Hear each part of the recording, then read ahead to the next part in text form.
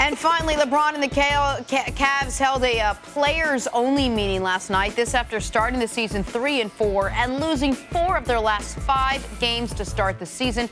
Nick, how concerned should LeBron and the Cavaliers be at this point in the season? More concerned than at the start of any season since he's come back to Cleveland.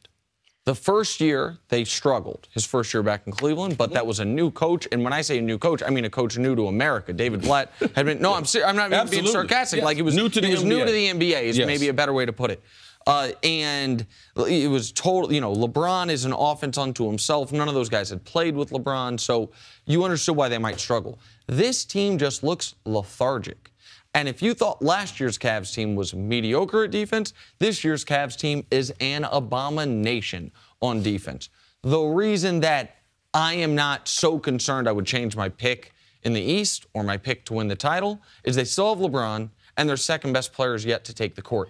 I think they'll get it right, but LeBron needs to remind these other guys on the team, you guys do not have the right to take it easy to begin a season. You're not in year 15. You haven't gone to 7 straight finals. And if I ain't taking it easy to start the season, why are you guys? Well, LeBron can only go so hard because you mentioned IT, Isaiah Thomas not being there. They actually missed their top 2 players in training camp because LeBron didn't participate in training camp.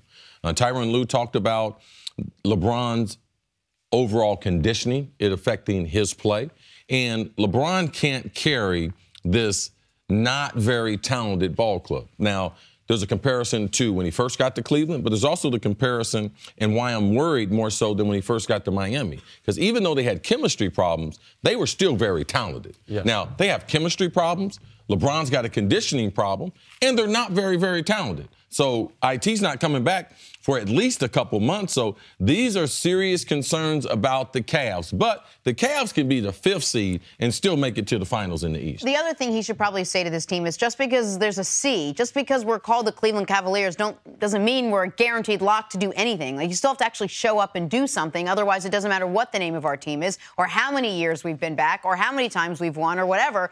Nothing matters if we don't actually play and win some basketball games. All right. Thanks for watching. Subscribe here to get the latest from the show. Also, be sure to check out more of the best clips from First Things First, or go watch a few segments from our other shows on FS1.